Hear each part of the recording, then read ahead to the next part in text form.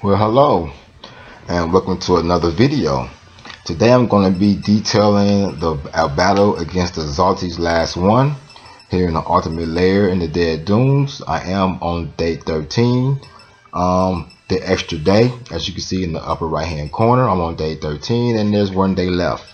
So this is the extra day. First I'm going to describe the garb and equipment that I have here. First I have the Helter Skelter garb, which has the auto ability of strength plus 180, which increases my strength by 180, of course. Then next we have the Bone Cracker weapon. The Bone Cracker weapon you can receive from the Skeletons in the Closet side quest in the Dead Dunes. It increases your attack against enemies who are deprotected, cursed, or poisoned, and makes Ruin more effective against enemies who are affected with Deshelled. Very nice weapon. It's one of the best in the game.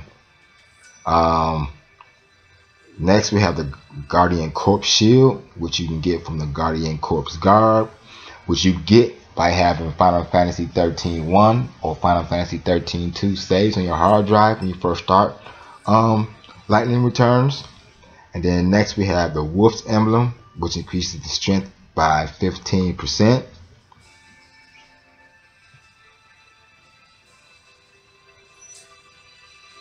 Next we have the Enlister's Glove, which has the auto ability of hand-to-hand combat. Well, not combat, but hand-to-hand, which increases damage dealt to enemies when they are within a certain range, which is close, of course. Then I have the Girl's Glasses, just for style. Next I have Poison. It has a status, the auto ability status element duration, which makes the status elements last 10% longer, which would be important for this battle. Well, not important, but be nice. Poison would be nice to have for this battle. It's not mandatory though. Then we have Heavy Guard level 4. Which has no auto abilities. We have Attack level 4, which has no auto abilities. And then we have Emperor level 4, which has the auto ability of status element damage. And Emperor will be mandatory for this battle. I'll tell you why in a second. In the battle. Then next we have the Dragoon Garb.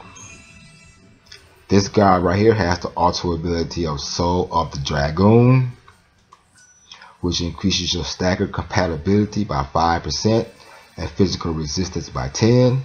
I love this garb just for that auto ability right there. Then we have the Destroyer weapon, which has the auto ability of Hard Hitter level 2.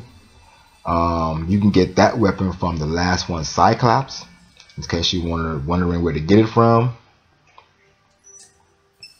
Then next, we have the Nom de la Rosa shield, which increases your guarding efficiency by 14% when you guard with it. Next we have the Imp's Crest, which increases the magic by plus 15%.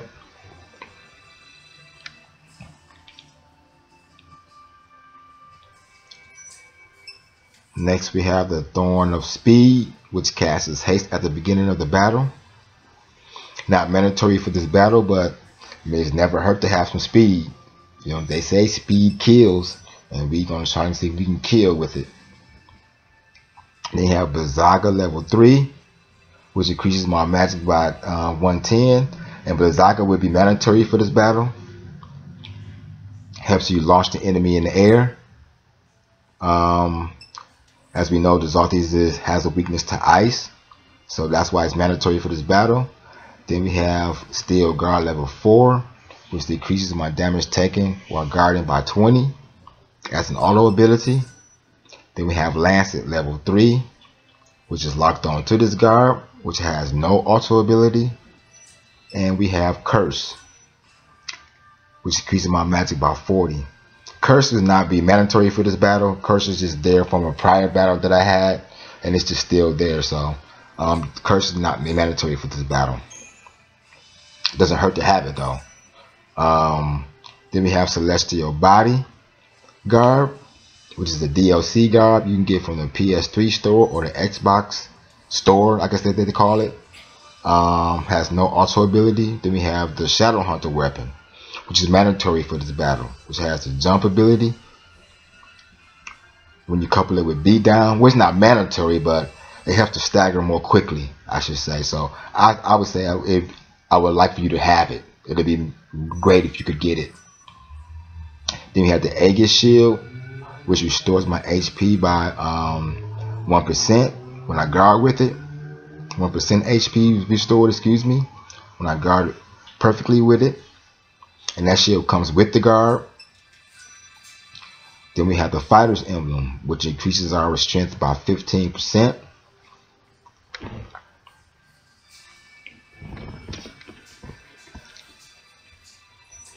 Then we have the Water Guard Bracelet, which adds ice or Enfrost to our attacks, which is an ice attack. Like I said, the Zaltys has a weakness to ice, so we're going to add the ice to our attacks as well to be more effective in the battle. Then we have the Yellow Rim Glasses just for style. Then we have the Zara level 3. That strength and numbers auto ability, it doesn't matter what auto ability you have, but I would rather you have something to have like strength or magic increase, but not that right there. Heavy Guard level 3, which has a maximum HP of 150 as an auto ability. Then we have the Cross Blitz, which is locked onto this guard, has no auto ability.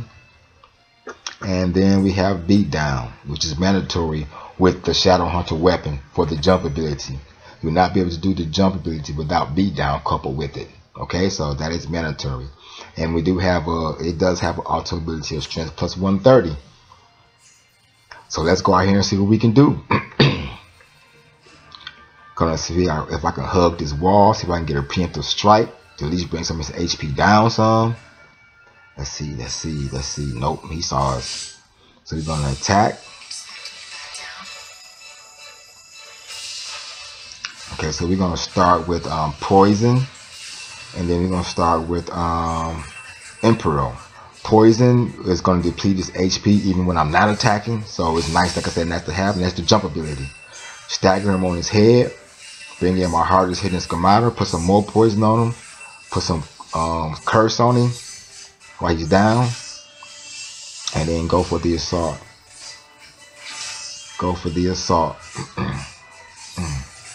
I'm using my most powerful schemata right now, and here's where the Emperor comes in handy, and the Blizzaga spell causes you to launch the enemy in the air. You will not be able to launch an enemy without the Blizzaga and Emperor. So those are mandatory if you want to escape the enemy attacking you back. You know what I'm saying? Like I said, it's not mandatory for this battle. I mean, I think you can beat them without it. I have before. I ain't say the last one, but the regular Zaltys. But I don't want to take no chances with the last one. So I use a jump ability to try to stagger. Because you want to try to get him in his head. So how his head is dug down, that's when you want to try to use the jump ability while his head is down. But if you can get him in his head anyway, like I did at the beginning of the battle, which shocked me, then by all means, we're going to fix some poison on him again. So we can deplete his HP while we're not while we're not attacking him. See if I can perfect guard this. I couldn't. I missed it. See how I use the jump ability to stagger, hit him in his head, bring in your most powerful schemata, and do your damage to him. Do your damage to him. I'm trying to use some Correga right now, heal myself, and then block this tail spin. And you see how he died without me doing nothing?